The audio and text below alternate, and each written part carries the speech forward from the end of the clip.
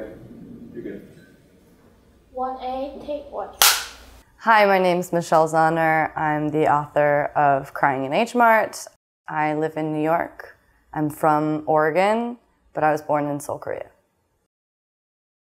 The book Crying in H Mart is about grief and loss, coming of age, mothers and daughters. More specifically, it's about losing my mom to cancer in 2014 and learning how to cook Korean dishes in the wake of her loss as a part of my grieving process. I think I had a better understanding of how my mother raised me, and I was able to forgive myself in a huge way, most importantly. I realized, just what a difficult situation we were in.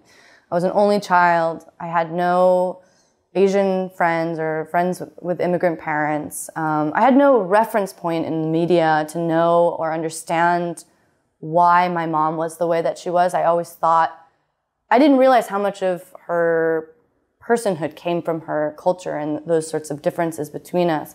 So it was very difficult for us to understand each other for a long time, and I was able to forgive myself for not realizing that sooner. I think I also realized how homesick my mom must have felt at times. I think she was a really stoic woman. And so she never shared with my father or I that she felt homesick because, of course, she didn't want us to worry. And in speaking more to my aunt and learning more about her, I began to realize her passion for food, I think, was not necessarily a passion for food, but part of her homesickness of missing her family and the country that she grew up in. And I don't think I really realized this until I started writing this book. I think that was part of the 10% that she was saving. But I think that there are so many things that she withheld in a way that I'll maybe never even know. Yeah, my mom's advice to me was always save 10% of yourself, even from your closest loved one, even from your husband or your spouse. And I think that was just her way of preparing me for the world and learning how to protect this part of you, and it's this resilience that you always have something to fall back on in case everything goes wrong. My favorite thing to hear when people finish the book is that they called their mom or had a better understanding of their relationship. I think what I hope to have put out in the world with this book is this very complicated and nuanced, underrepresented narrative of the specific type of relationship, particularly between a first-generation kid and their immigrant parent, and how difficult it might have been to sort of navigate those differences, particularly in adolescence, and learning to kind of overcome them and see each other across this fault line in adulthood. That's my favorite response to this book, has been this sort of representation of this type of relationship we haven't maybe seen very often, and sort of learning about these cultural differences and how they impact particularly a mother and daughter relationship growing up. I think that everyone goes through this, where for a long time you don't think of your parents as human beings, they're just your parents. And so part of what was really tragic about losing her when I did, when I was 25, was that we were in this sort of Renaissance period where people start to return to one another. Mothers and daughters can kind of enjoy each other as friends or people instead of just this parental role. So, in writing this book, it was almost my way of kind of extending that learning process and that shift. I think that, so much of my childhood years, I really grappled with my mom being a homemaker. I really kind of looked down on it as a young feminist, that she didn't find a passion of her own, because that was such an important thing in my life.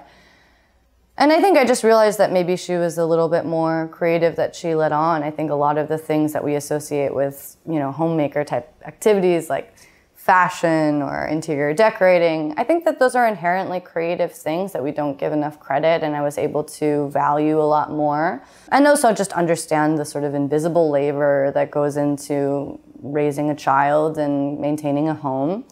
and appreciate that more.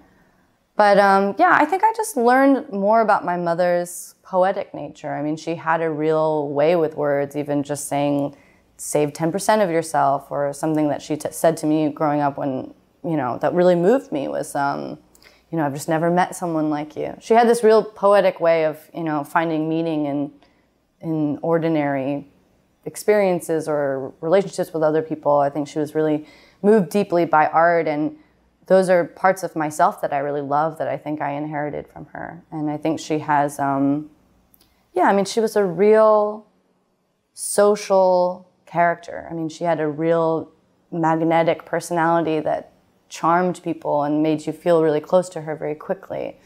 And I don't think that I realized how rare that is in a person until I grew older.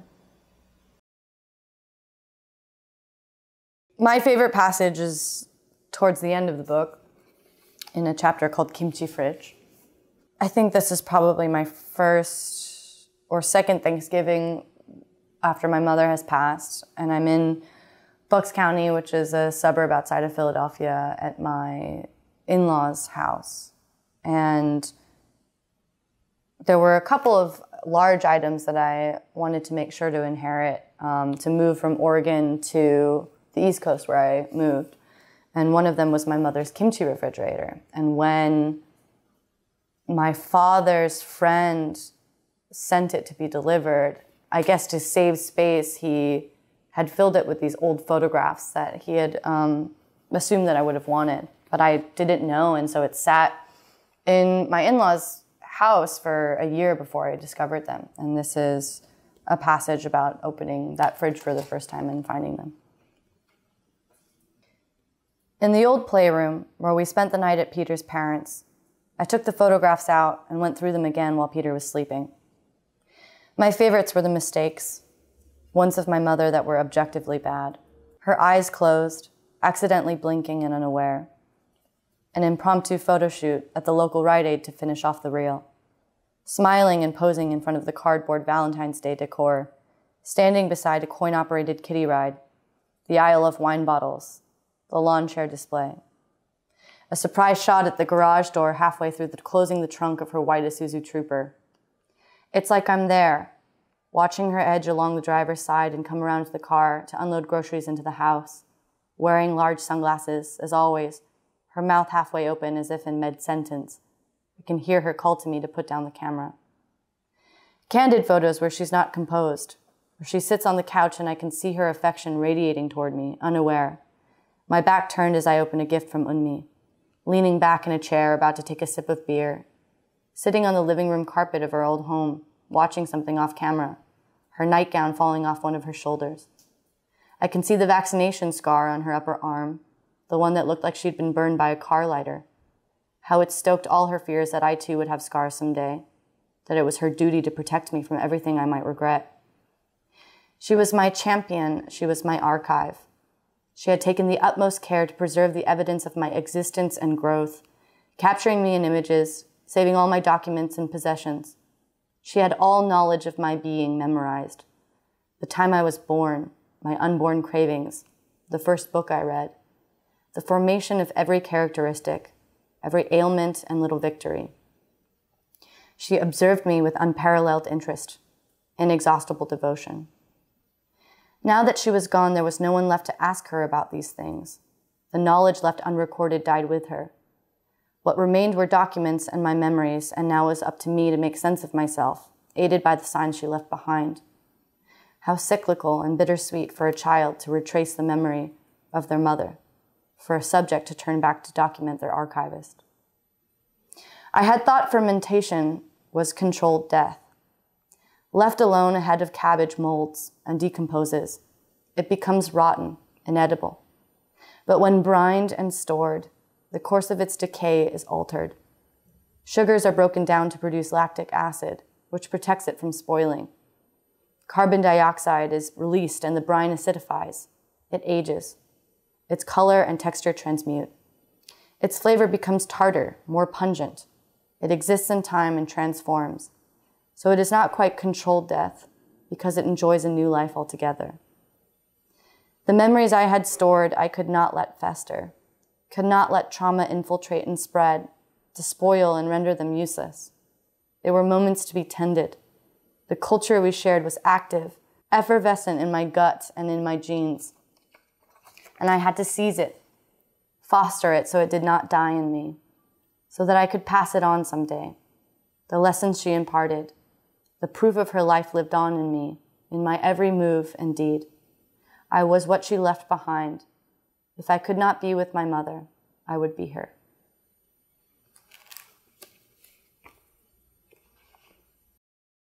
I would say thank you so much to everyone who has reached out to me and connected with this book. Ultimately, I wrote this book for myself because I had to, but it means so much that people are able to relate to it deeply, and I'm so grateful for that. And you know, to my fellow H Mart shoppers, I'll see you in the aisles. Gathering my groceries, I'm there still probably once or twice a week, and thank you very much to H Mart for having me. This is my ultimate dream to finally get to collaborate together, and I'm so grateful for the refuge that you've provided me in your store, the memories sparked by your products and imports, and yeah, I'm just grateful for what you do for your immigrant customers and the joy that you provide.